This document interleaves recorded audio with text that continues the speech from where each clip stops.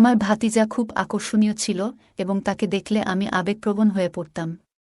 তাকে দেখলে আমার মন কেমন জানি করত।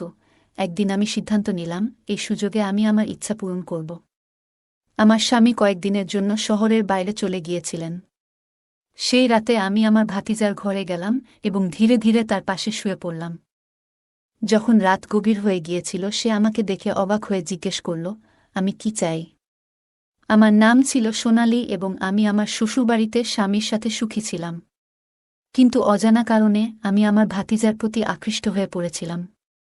সে ছিল আকর্ষণীয়, যদিও আমার স্বামী আমাকে কখনো বলেনি যে তার এমন একটি ভাগ্নে আছে। আমাদের বাড়িতে একজন কাজের মেয়ে কাজ করত, আর আমি নিজেও বাড়ির কাজ করতাম। একদিন আমি লক্ষ্য করলাম আমার ভাতিজা আমাদের বাগানে গাছে পানি দিচ্ছে। সে বারবার আমার দিকে তাকাচ্ছিল। আমি তার প্রতিটি পদক্ষেপ লক্ষ্য করছিলাম এবং বুঝতে পারছিলাম যে সে আমার দিকেও আগ্রহী। আমার গল্পগুলো তোমরা শুনো, কিন্তু সাবস্ক্রাইব করো না। দয়া করে গল্পগুলো ভালো লাগলে ভিডিওটি লাইক, শেয়ার এবং চ্যানেলটি সাবস্ক্রাইব করো প্লিজ। আমি ভেবেছিলাম আমার বয়স 25 হলেও আমি এমনভাবে নিজেকে সাজিয়ে রাখতাম যেন আমার বয়স 17 বা 18 মনে হতো। তরুণ বয়সে আমার চেহারা ছিল আকর্ষণীয়, কিন্তু আমি জানতাম আমার ভাতিজা খুব লাজুক। সে কখনো প্রথমে কিছু বলার সাহস করবে না, কারণ আমার স্বামী তাকে সব সময় নিয়ন্ত্রণ করতেন। ছোটখাটো বিষয়েও তাকে সতর্ক করতেন, এটা করো না, ওটা করো না। এই কারণেই সে তাকে ভয় পেত এবং আমার দিকে আগাতে সাহস করত না। কিন্তু আমি জানতাম কেউ না কেউ প্রথম পদক্ষেপ নেবে। আমি বা আমার ভাতিজা, কেউ একজন। আমি ভাবছিলাম যে যদিও আমি আমার স্বামীর সাথে খুশি ছিলাম, তবুও সেই পূর্ণ সুখ আমি তার কাছ থেকে পাইনি, যা একজন নারী একজন পুরুষের কাছ থেকে যা চায়। এইসব ভাবতে ভাবতে 10 দিন কেটে গেল। এই 10 দিনের মধ্যে সে আমার হৃদয়ে একটি বিশেষ জায়গা করে নিয়েছিল। তার কথা বলার ধরন ছিল অত্যন্ত সুন্দর। সে খুব মধুর সুরে আমার সাথে কথা বলত। অন্যদিকে আমার স্বামী আমার সাথে সবসময় কঠিন ভাষায় কথা বলতেন, যা আমাকে কষ্ট দিত। তবে আমার ভাতিজা সুনীল আমার সাথে খুব ভদ্রভাবে কথা বলত, আমাকে সম্মান করত। সুনীলের প্রতি আমার মনোযোগ বৃদ্ধি পাচ্ছিল এবং আমি অনুভব করছিলাম যে তার প্রতি আমার আকর্ষণ বাড়ছে। আমি এ বিষয়ে কাউকে বলতে চেয়েছিলাম, কিন্তু জানতাম যে বললে সমস্যার সৃষ্টি হতে পারে। আমি যদি কাউকে বলতাম, তারা আমার সম্পর্কে অপবাদ ছড়াত এবং আমার স্বামীও আমাকে ছেড়ে দিতে পারত। তাই আমি এটি গোপন রেখেছিলাম, কিন্তু আমার হৃদয় তখন আমার ভাতিজার জন্য ব্যাকুল ছিল। একদিন আমি সিদ্ধান্ত নিলাম যে সেই রাত আমি তার সাথে কাটাবো। আমার স্বামী কাজে বাইরে যাচ্ছিলেন, আর আমি খাবার তৈরি করে দ্রুত খেয়ে নিলাম। রাত গভীর হলে আমি ধীরে ধীরে তার রুমের দিকে এগোলাম। আমার হৃদস্পন্দন দ্রুত হচ্ছিল, কিন্তু আমি থামিনি। দরজা খুলে ভেতরে ঢুকলাম এবং তার পাশে শুয়ে পড়লাম। আমার হাত তার বুকে রেখে আমি চাদর সরালাম এবং তখনই আমার মাথা ঘুরে গেল। এটা আমার ভাতিজা ছিল না, আমার। আমি প্রথমে খুব খুশি ছিলাম, কারণ আমার স্বামী সবসময় আমার যত্ন নিতেন। কিন্তু সেই রাতে সবকিছু বদলে গেল। তার কিছু আচরণ ছিল খারাপ। তিনি মাঝে মাঝে আমার সাথে খুব রুডভাবে কথা বলতেন, যা আমার খারাপ লাগত। আমি পরিবারের একমাত্র মেয়ে ছিলাম যে স্নাতক পর্যন্ত পড়াশোনা করেছে, কারণ আমাদের গ্রামে মেয়েদের বেশি পড়তে দেয়া হতো না। তবে আমার বাবা মা আমাকে স্নাতক পর্যন্ত পড়াতে উৎসাহিত করেছিলেন। আমি আশা করেছিলাম যে যার সাথে আমি বিয়ে করব সে শিক্ষিত হবে, কিন্তু দুর্ভাগ্যবশত আমার স্বামী তেমন শিক্ষিত ছিলেন না। তবে তার ধনসম্পদ দেখে আমার বাবা মা আমাকে তার সাথে বিয়ে দিলেন। আমাদের শ্বশুরবাড়ি ছিল খুব বড় এবং আমার আরামের জন্য আমার স্বামী গ্রামে একটি বড় বাড়ি তৈরি করেছিলেন, যেখানে আমরা থাকতাম। আমি নিজেই সব কাজ করতাম, কিন্তু সময়ের সাথে সাথে আমি ক্লান্ত হয়ে পড়লাম এবং আমার স্বামীর কাছে অনেকবার অভিযোগ করতাম। আমি বলতাম, এত বড় বাড়ির সব কাজ আমি একা করতে পারব না। আপনি একজন সহকারী নিয়োগ করতে পারেন যে আমার কাজে সাহায্য করবে। কিন্তু তিনি সবসময় বলতেন, এর দরকার নেই, তুমি এত সুন্দর যে আমি চাই না তুমি অন্যের সাহায্য নাও। এজন্যই তোমাকে আমার পরিবারের কাছ থেকে দূরে এনেছি। তার এই কথাগুলো মাঝে মাঝে আমার মন খারাপ করত, কিন্তু আমি জানতাম এটাও ছিল ভালোবাসার একটি ধরন। হ্যাঁ, আমার স্বামী আমাকে গভীরভাবে ভালোবাসতেন এবং আমাকে সবসময় কাছে রাখতে চাইতেন। কিন্তু তার কথা বলার ধরন এবং আচরণের কারণে আমি তাকে তেমন ভালোবাসতে পারতাম না। আমি অনেকবার বলেছি যে তিনি তার কথা বলার ধরন পরিবর্তন করা উচিত, কিন্তু তিনি কোনো গুরুত্ব দিতেন না। ছোটবেলা থেকেই তিনি এমন পরিবেশে বড় হয়েছেন যেখানে অর্থ উপার্জনের প্রতি বেশি মনোযোগ দেওয়া হতো। সময় চলে গেল এবং আমি ঘরের কাজ করতে করতে ক্লান্ত হয়ে পড়লাম। আমার স্বাস্থ্যও ভালো ছিল না। অবশেষে তারা আমার জন্য একটি কাজের মেয়েকে নিয়োগ করল। দিনমজুর মহিলার সাথে আমার খুব ভালো সম্পর্ক ছিল, আমরা সারাদিন হাসিঠাট্টা করতাম। তিনি আমার স্বামী আসার আগে তার বাড়িতে চলে যেতেন। তবে একদিন আমার স্বামী একটি অদ্ভুত কাজ করলেন যা দেখে আমি হতবাক হয়ে গেলাম। আমাদের বাড়িতে একটি 18 বছরের ছেলেকে নিয়োগ করা হলো, যে বাগানে পানি দিত, ঘর ঝাড়ু দিত এবং বাইরে থেকে জিনিস আনত। আমি অবাক হয়ে গেলাম, কারণ আমার স্বামী সাধারণত কাউকে বাড়িতে রাখতেন না। আমি জানতে চাইলাম কেন এই ছেলে এখানে আছে। কিন্তু আমার স্বামী বললেন, তুমি ক্লান্ত হয়ে পড়ছ, তাই আমি চাই এই ছেলে তোমাকে সাহায্য করুক। আমি অবাক হলাম যখন শুনলাম সেই ছেলেটি আমার স্বামীকে মামাজি বলে ডাকছে। তখন আমি বুঝতে পারলাম তিনি আমার স্বামীর ভাইপো। আমার স্বামী তাকে বাড়ির কাজে নিয়োগ দিয়েছেন। এই পরিস্থিতি দেখে আমি ভাবলাম, আমার স্বামী হয়তো আমার প্রতি সন্দেহ করছেন এবং আমার চরিত্র পরীক্ষা করতে চান। এটি ছিল তার এক বন্ধুর পরিকল্পনা, যিনি তার মতোই অশিক্ষিত ছিলেন। এই চিন্তা আমাকে দুশ্চিন্তায় ফেলে দিল, কিন্তু আমি জানতাম আমাকে বুঝদার হতে হবে। ভয়ে আমার মনটা এক মুহূর্তের জন্য থেমে গিয়েছিল। ভাবলাম এই সন্দেহ আমাদের সংসার ধ্বংস করবে। তবে আমার স্বামীর আচরণ আমাকে বলেছিল যে এটি সেরকম নয়, তিনি কেবল সাহায্য করতে চেয়েছিলেন। 4 দিন ধরে সেই ছেলেটি আমাদের বাড়িতে কাজ করছিল, কিন্তু আমি এখনও তার সাথে দেখা করিনি। 4 দিন পর যখন তাকে দেখলাম, আমি অবাক হয়ে গেলাম। সে খুব সুদর্শন ছিল। এমন সুদর্শন ছেলে আমি আগে দেখিনি। আমি যেন এক মুহূর্তের জন্য মুগ্ধ হয়ে গেলাম, কিন্তু আমার স্বামী আমার কাঁধে হাত রেখে আমাকে বাস্তবে ফিরিয়ে আনলেন। তিনি জিজ্ঞেস করলেন, সব ঠিক আছে তো? তারপর তিনি বললেন, এখন তোমার পরিচয় করিয়ে দিই। এই ছেলেটি আমার বন্ধুর ছেলে, সে খুব গরিব। আমার বন্ধু অনুরোধ করেছিল যাতে আমি তাকে এখানে এনে কাজ দিই। আমি তার দিকে তাকিয়ে থাকলাম, তার চেহারা খুব সুন্দর ছিল। আমার স্বামী সবকিছু বুঝতে পেরেছিলেন, তাই তিনি আমাকে সেখান থেকে নিয়ে ভিতরে চলে গেলেন। হাঁটতে হাঁটতে আমি একবার বা দুবার ফিরে তাকালাম। এরপর আমি সেই ছেলেটির সাথে কথা বলতে শুরু করলাম। সে খুব ভালো কাজ করত এবং তার কথা বলার ধর্ম সুন্দর ছিল। ঘটনাটি বেশ অদ্ভুত ছিল এবং সেই ছেলেটির প্রতি আমার স্বামী বিরক্ত ছিলেন, কারণ সে তার এক বিশেষ বন্ধুর ভাতিজা ছিল। প্রতি সপ্তাহে আমার স্বামীকে শহরে যেতে হতো এবং এইবারও সে শহরে চলে গেল। সেদিন আমি সিদ্ধান্ত নিলাম যে আজ আমি আমার ইচ্ছা পূরণ করব এবং রাতটি সুনীল এর সাথে কাটাব। আমি পুরো দিন সেই মুহূর্তের জন্য অপেক্ষা করছিলাম এবং রাতে ধীরে ধীরে সুনীল এর ঘরে ঢুকে তার বিছানায় শুয়ে পড়লাম। আমি তার শরীরে হাত রাখলাম। সুনীল ঘাবড়ে গিয়ে বলল, তুমি এখানে কেন? তারপর আমি তাকে আমার ভালোবাসার কথা জানালাম। আমরা সেই রাতে একসাথে অনেক সময় কাটালাম এবং মনে হলো সত্যিকারের সুখ পেলাম। অবশেষে আমি আমার রুমে ফিরে গিয়ে ক্লান্তিতে ঘুমিয়ে পড়লাম এবং সেই রাতে খুব ভালো ঘুম হলো। সকালে যখন আমার ঘুম ভাঙল, তখন আমি বেশ ভালো অনুভব করছিলাম, কিন্তু সুনীল এর মুখ দেখে মনে হলো সে খুবই অনুতপ্ত। আমার আবার ইচ্ছা হলো তার সাথে সময় কাটানোর, কিন্তু আমার স্বামী বাসায় না থাকায় সুযোগ হলো না। তবে আমি সুনীল এর রুমে গিয়ে ধীরে ধীরে তার পাশে শুয়ে পড়লাম এবং তার গায়ে হাত রাখলাম। সে সঙ্গে সঙ্গে কথা বলতে শুরু করল। আমি চাদর সরাতেই চমকে উঠলাম, কারণ সেখানে আমার 18 বছরের ভাতিজা নয়, আমার নিজের স্বামী শুয়েছিল। আমার চোখ বিস্ময়ে বড় হয়ে গেল এবং আমি ভয়ে কেঁপে উঠলাম। স্বামী রেগে গিয়ে আমার মুখে চড় মেরে বলল, তুমি কি ভেবেছিলে তুমি এটা করতে পারবে আর আমি জানব না? সুনীল আমাকে সব বলেছে গত রাতে। তিনি আরও বললেন, আমি অনেক দিন ধরে তোমার চালচলন লক্ষ্য করছিলাম। তোমার সব পরিকল্পনা আমি জানতাম। তুমি আমাকে ঠকাতে চেয়েছ। আমি এই কথা শুনে ভীষণ কষ্ট পেলাম এবং ভয়ে মরে যেতে চাইলাম, কিন্তু এটাকে স্বপ্ন মনে করে উপেক্ষা করেছিলাম। কিন্তু এখন বাস্তবতাটা আমার সামনে দাঁড়িয়েছিল। স্বামীর রাগ এবং দুঃখ তার মুখে স্পষ্ট ছিল এবং তার চোখে হতাশা এবং ক্ষোভ দেখতে পাচ্ছিলাম। তার সেই দৃষ্টিতে আমি কাঁপতে লাগলাম, মাথা ফেটে যাচ্ছিল। শ্বাস নিতে পারছিলাম না। আমার স্বামী বললেন, তুমি তোমার নিজস্ব ফাঁদে পড়েছ, তুমি শিক্ষিত হলেও ভালো মেয়েদের মতো আচরণ করনি। আমি তার হাত থেকে নিজেকে ছাড়িয়ে নিয়ে আমার রুমের দিকে দৌড়ে গেলাম, আর সে আমার পেছন পেছন আসছিল। আমি ভয়ে কাঁপছিলাম, কারণ আমি জানতাম এখন আমার সাথে কি ঘটতে যাচ্ছে। আমার স্বামী আমাকে জীবিত ছেড়ে দেবেন না, এবং এটা আমার প্রাপ্য ছিল। এত ভালো স্বামী থাকা সত্ত্বেও আমি অন্যায় করেছিলাম। শয়তানের ফাঁদে পড়ে রুমে ঢুকে দেখি তিনি কোথাও নেই। ভয়ে আমি সেখানেই থেমে গেলাম, কারণ আমার সামনে মৃত্যুর ভয় ছিল। তিনি বাইরে থেকে জোরে জোরে ডাকতে লাগলেন, তুমি যদি 5 মিনিটের মধ্যে বাইরে না আসো, তাহলে আমি তোমাকে ডিভোর্স দিয়ে দেব। এই কথা শুনে আমার মনে হলো মৃত্যুর চেয়েও খারাপ কিছু।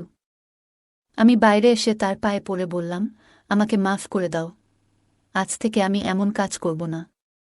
আমি আমার আবেগের কাছে হেরে গিয়েছিলাম। সে আবার আমার মুখে থাপ্পড় মেরে বলল, তুমি খুবই অসভ্য, তোমার লজ্জা নেই। আজ তোমাকে জীবিত রেখে দেব না। তিনি একটি লাঠি নিয়ে আমাকে মারতে শুরু করলেন। আমি আমার কাজের জন্য ক্ষমা চাইতে লাগলাম, কিন্তু তিনি থামলেন না। তিনি যন্ত্রের মতো মারতে লাগলেন। এই আমার সেই স্বামী, যিনি আগে আমার জন্য জীবন দিতেন। আমার স্বামী সবসময় আমার যে কোনো সমস্যার পাশে দাঁড়াতেন এবং আমার সামান্য অসুবিধাতেও উদ্বিগ্ন হতেন। কিন্তু আজকের দিনটা আলাদা ছিল। রাগের বশে তিনি সম্পূর্ণ মেজাজ হারিয়ে ফেললেন এবং থামার কোনো লক্ষণ দেখালেন না। আমি তাকে ধাক্কা দিয়ে দূরে সরানোর চেষ্টা করছিলাম, ক্ষমা চাইছিলাম, কিন্তু তিনি কিছুতেই থামতে রাজি ছিলেন না। অবশেষে তিনি ক্লান্ত হয়ে লাঠি ফেলে দিয়ে বিছানায় বসে পড়লেন এবং আমার দিকে তাকিয়ে বললেন, আমি তোমাকে অনেক ভালোবাসি। তিনি আরও বললেন, তোমাকে এত সম্মান দিয়েছি, ভালোবাসা দিয়েছি, কিন্তু তুমি সব নষ্ট করে দিয়েছ। আমার সম্মান তোমার কাছে মূল্যহীন ছিল। তোমাকে মাথার মুকুট বানিয়েছি, কিন্তু তুমি তার যোগ্য ছিলে না। আমি তার দিকে তাকিয়ে বললাম, তুমি যদি আমার সাথে সঠিকভাবে ব্যবহার করতে এবং সঠিকভাবে কথা বলতে, তাহলে আমি কখনো এমনটা করতাম না। আমি শুধু তোমার দিকেই মনোযোগী হতাম। আমি তোমাকে অনেকবার বলেছি তোমার কথা বলার ভঙ্গি বদলাতে, কিন্তু তুমি কখনো শোনোনি। তিনি বললেন, তুমি আমার কথায় পাত্তা দাওনি, তাই আমিও পাগল হয়ে গেছি। কেন ঘরের ভিতর এমন করেছ? আমি তার সামনে দাঁড়িয়ে কাঁদতে লাগলাম। তিনি বিষণ্ণ চোখে তাকিয়ে বললেন, আমি তোমাকে এত সম্মান দিয়েছি, এত ভালোবাসা দিয়েছি, আর তুমি আমাকে এই শিক্ষা দিয়েছ যে আমার অনুপস্থিতিতে তুমি অন্য কারোর সাথে ঘুমাতে পারো। আমি তার দিকে তাকিয়ে বললাম, এর জন্য তুমিও দায়ী।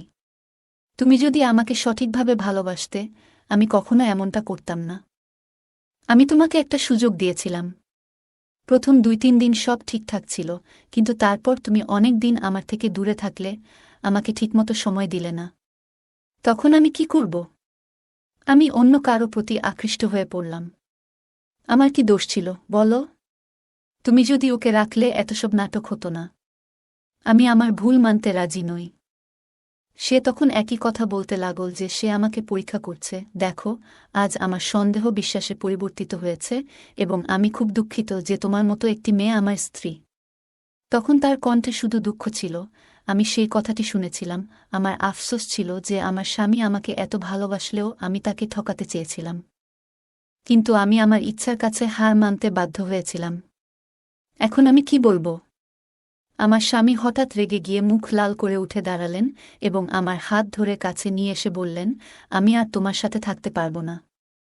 কারণ যখনই তোমার মুখ দেখি, তোমার এই খারাপ কাজটা আমার মনে পড়ে। এই কষ্ট আমি সহ্য করতে পারি না। তিনি বললেন, আমি সহ্য করেছি, কিন্তু এখন আর এই কষ্ট সহ্য করতে পারি না। একজন পুরুষের সব কিছু সহ্য করতে পারি না, তাই আজ আমি তোমাকে তালাক দিয়েছি। এই কথা শুনে আমি যেন পাথরের মূর্তির মতো দাঁড়িয়ে রইলাম। 3 দিন আগে আমার জীবন সুখে পরিপূর্ণ ছিল। আজ আমি সম্পূর্ণ অসহায় হয়ে মাটিতে পড়ে গিয়েছিলাম। আমার স্বামী আমাকে এমন জোরে ধাক্কা দিয়ে মাটিতে ফেলে দিয়েছিল যেভাবে আমি প্রতিদিন নিজেকে তুলে দাঁড়াতাম। যদিও এটি আমার জন্য একেবারেই ঠিক ছিল না, কারণ আমি অন্য কারো প্রতি আকৃষ্ট হয়ে পড়েছিলাম। আমার স্বামীর অনুপস্থিতিতে আমি এসব করছিলাম। কিন্তু এখন আমার কান্নার কারণ হয়ে দাঁড়িয়েছে আমার চরিত্রের দাগ। আমি উঠে আমার জিনিসপত্র গুছিয়ে মায়ের বাড়িতে চলে এলাম, কিন্তু সেখানেও শান্তি পাইনি। আমার স্বামী আমার পরিবারের সবাইকে সব জানিয়ে দিয়েছিল, যার ফলে আমার মা, ভাই এবং ফুফু সবাই আমার সাথে খারাপ ব্যবহার করতে শুরু করল। একসময় আমি আমার স্বামীর ঘরের রানী ছিলাম, কিন্তু আজ আমার একটি ভুল আমার জীবনকে নষ্ট করে দিয়েছে। যারা আমাকে একসময় সম্মানের চোখে দেখত, তারা এখন ঘৃণার চোখে দেখে। আমি এতটাই লজ্জিত যে নিজের নামও মনে করতে পারছি না। মনে হচ্ছিল এখন আমার বেঁচে থাকার কোনো অধিকার নেই। বারবার সেই ছেলেটির কথা ভাবতে লাগলাম, যে আমাদের বাড়িতে না এলে হয়তো এই ভুলটা কখনোই ঘটত না। এখন আমি আমার বাবা মায়ের বাড়িতে কাজের মেয়ের মতো জীবন কাটাচ্ছি, কিন্তু আজও আমার ইচ্ছা আমাকে এভাবে বাঁচতে বাধ্য করেছে। মেয়েদের বিয়ের পর শ্বশুরবাড়ির লোকদের সম্মান করা তাদের কর্তব্য হয়ে দাঁড়ায়, কিন্তু একই মেয়ে যখন তার স্বামীর সম্মান নষ্ট করে, তখন সে সেই ঘরের জন্য অভিশাপ হয়ে দাঁড়ায়। তাই বিবাহিত মেয়েদের সবসময় তাদের স্বামীর সম্মান রক্ষা করা উচিত, কারণ বিয়ের পর তারা সম্পূর্ণ অপরিচিত পরিবেশে চলে আসে। গল্পটা কেমন লাগলো জানাতে ভুলবে না। আরও মজার মজার রোমান্টিক গল্প শুনতে চাইলে ভিডিওটি লাইক, শেয়ার এবং চ্যানেলটি সাবস্ক্রাইব করতে এবং বেল আইকনটি টিপতে ভুলবে না। ধন্যবাদ। আমি শুনতে পেলাম দেবর এবং শ্বশুর নিজেদের মধ্যে কথা বলছিলেন, বাবা, তাড়াহুড়ো না করাই ভালো। প্রিয়া এখনও তরুণ, তার সবকিছু বোঝার ক্ষমতা আছে, তবে আমাদের আরও কিছুটা সময় নেওয়া উচিত। শ্বশুর উত্তরে বললেন, তুমি খুব সতর্ক, তবে এমন সুন্দর মেয়েকে সামনে রেখে ধৈর্য রাখা কঠিন। এই কথাগুলো শুনে আমি বেশ অস্বস্তি বোধ করতে লাগলাম। কিছু বুঝে উঠতে পারছিলাম না, কিন্তু যেন শরীর অসাড় হয়ে আসছিল। তারা রুম থেকে বেরোনোর আগেই আমি তাড়াতাড়ি নিজের রুমে ফিরে এলাম। কিছুক্ষণ পর তারা আমার রুমে এসে, আমার গল্পগুলো তোমরা শুনো কিন্তু সাবস্ক্রাইবই করো না। দয়া করে গল্পগুলো ভালো লাগলে ভিডিওটি লাইক, শেয়ার এবং চ্যানেলটি সাবস্ক্রাইবই করো প্লিজ। আমি এমন একটি বাড়িতে বিয়ে হয় যেখানে লোকজন ছিল না। ছোটবেলায় আমি দেখতে সুন্দর এবং আকর্ষণীয় ছিলাম। যখন আমার বয়স 11 বছর ছিল, তখন থেকেই মানুষ আমার সৌন্দর্য নিয়ে কথা বলত। যখন আমার বয়স 18, আমার বিয়ে হল। বিয়ের পর প্রথম রাতেই আমার স্বামী তার কাজের কারণে শহরে চলে যায়। আমি তখন একা ছিলাম, আর সেদিন রাতে ঘুম থেকে উঠে দেখি আমার ঘরের বাথরুম থেকে আমার শ্বশুর বের হচ্ছেন। এটা দেখে আমি কিছুটা অস্বস্তি বোধ করি, তবে আমি তখন কিছু বলিনি। আমার স্বামী শহরে যাওয়ার পর বাড়িতে শুধু আমি, আমার শ্বশুর এবং আমার 20 বছর বয়সী দেবর ছিলাম। আমরা তিনজনই বাড়িতে ছিলাম। আর সেই পরিস্থিতিতে নিজেকে একটু অপ্রস্তুত মনে হচ্ছিল। এই ধরনের পরিবেশে নিজেকে সামলে নেওয়া এবং পরিবারের মধ্যে সম্পর্কের সঠিক ভারসাম্য বজায় রাখা চ্যালেঞ্জের ছিল, কিন্তু সময়ের সাথে সাথে আমি সবকিছু ঠিক করে নিতে পেরেছিলাম না। কারণ আমার সাথে কিছু ঘটতে যাচ্ছিল যা আমি কখনো ভাবতেও পারিনি। শ্বশুরবাড়িতে আমি যখনই মাথা নিচু করে চুপচাপ থাকতাম, তখন আমার দেবর, কুনাল, আমাকে আমার নাম ধরে ডাকত। যদিও আমি তার বড় ভাইয়ের বউ, কিন্তু বয়সে আমি তার থেকে ছোট ছিলাম। সে সবসময় আমার নাম ধরে ডাকত, যা আমাকে একটু অস্বস্তিতে ফেলত।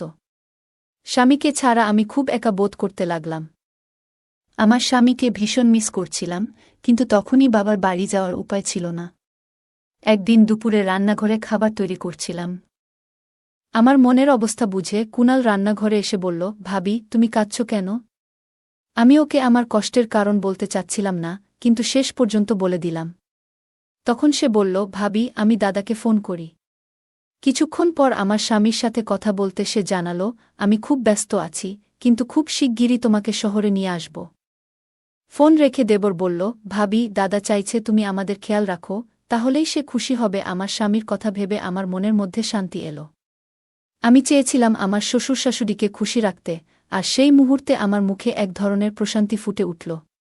পাশে থাকা কুনাল বলল, ভাবি, যদি কিছু মন খারাপ হয় আমাকে বলো, লজ্জা পেও না। ও ছিল খুবই সরল। দেবর মাঝে মাঝে আমাকে ভাবি বলে ডাকত, কিন্তু ধীরে ধীরে আমি তার সাথে কথা বলতে শুরু করলাম, কারণ তখনও আমার শ্বশুরের সাথে বিশেষভাবে কথা হয়নি। এক সন্ধ্যায় শ্বশুর যখন বাড়িতে ফিরলেন, তার জামাকাপড় ময়লা ও কাদায় ঢেকে গিয়েছিল। আমি বুঝতে পারলাম তিনি হয়তো কোথাও কাদায় পড়ে গিয়েছেন। তিনি আমাকে ডেকে বললেন আমার কাপড় বদলে দিতে হবে, আর ঘরে তখন আর কেউ ছিল না।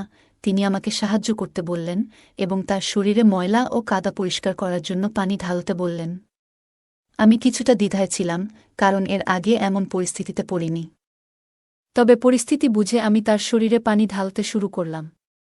শ্বশুর দাঁড়িয়েছিলেন, যেন এতে কোনো লজ্জা নেই। আমার মন একটু সংকোচে ভরা ছিল, তবু আমি কাজটা করছিলাম।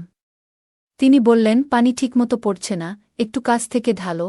আমি কাছাকাছি গিয়ে পানি ঢালতে লাগলাম। এর মধ্যে তিনি আমাকে বললেন কোথায় এবং কিভাবে পরিষ্কার করতে হবে।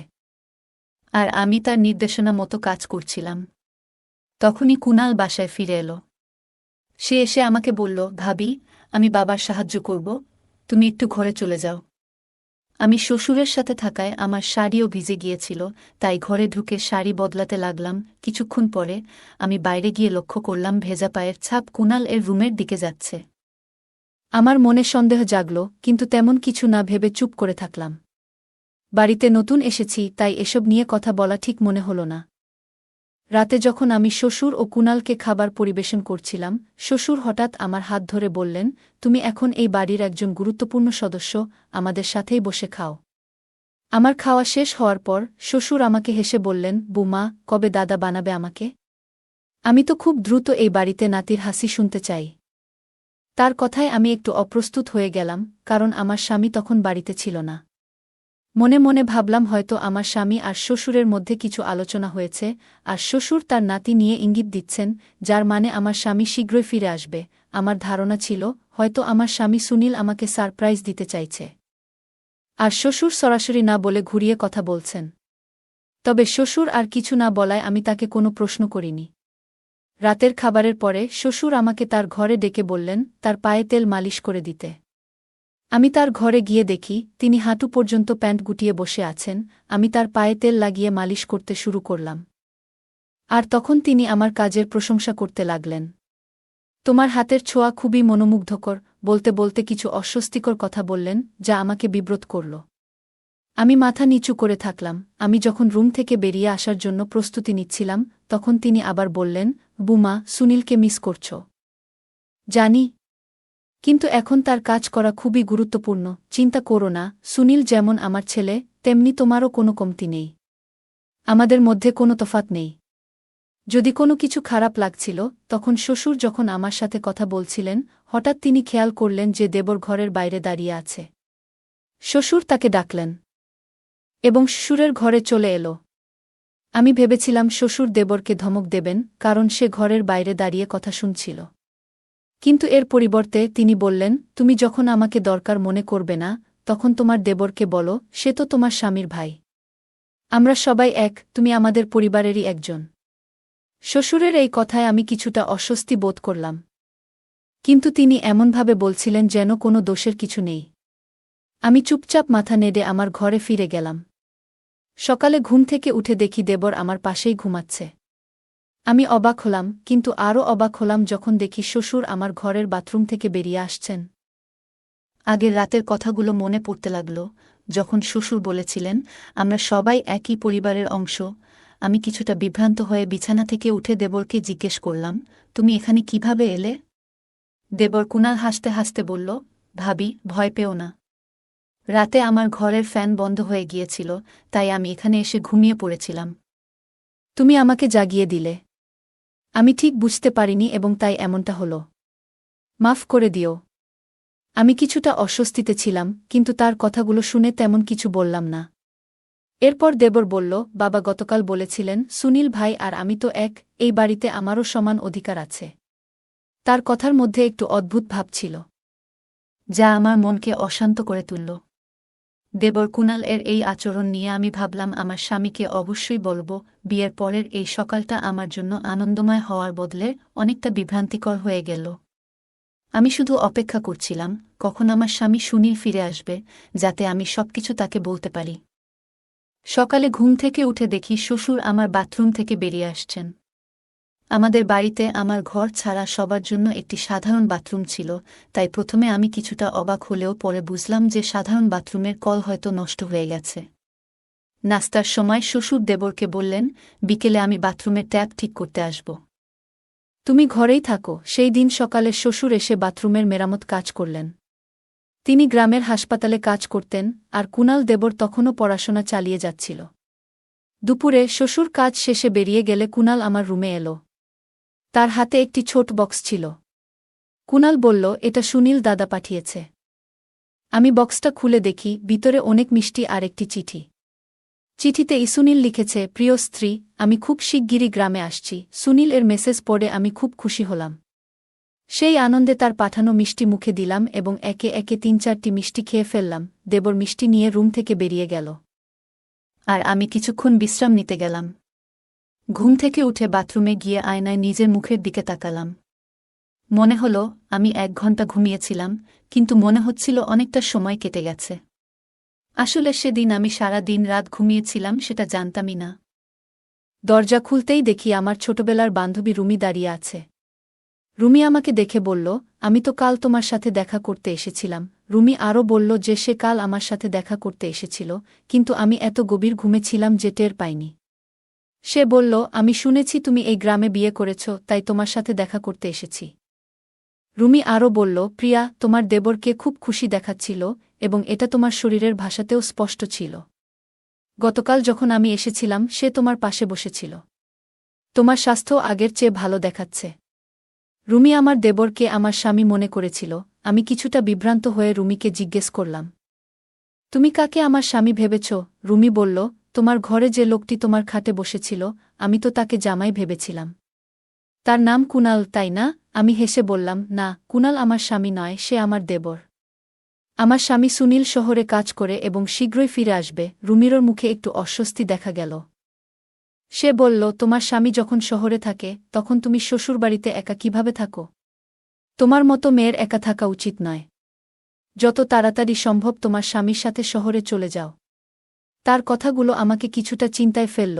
রুমির কথা কিছুটা সঠিক ছিল। আমি ধীরে ধীরে বুঝতে পারছিলাম যে বাড়িতে একা থাকাটা আর নিরাপদ মনে হচ্ছে না। প্রতিদিনের সাধারণ কথাগুলো এখন অন্য ইঙ্গিত দিচ্ছিল। আমি যে এত গভীর ঘুমিয়েছিলাম সেটা নিয়েও একটু অস্বস্তি লাগছিল। রুমি তার স্বাভাবিক হাসি খুশি মেজাজে আমার সাথে মজা করতে করতে বলল, তোমার স্বামীর নিশ্চয়ই মোবাইল আছে এবং সে সোশ্যাল মিডিয়াতেও থাকবে। আমি বললাম, আমি এসব কিছু জানি না। আমার নিজেরও মোবাইল নেই। রুমি তখন বলল, তাহলে আমি তোমার স্বামীর নাম সোশ্যাল মিডিয়ায় খুঁজে দেখব। সে তার ফোনে কিছুক্ষণ সার্চ করে সুনীল এর বেশ কয়েকটি ছবি পেল। ছবি দেখে রুমি খুশি হয়ে বাড়ি চলে গেল। রুমি ছোটবেলা থেকেই খুব শিক্ষিত এবং তার বাবা মা তাকে ভালো শিক্ষা দিয়েছেন।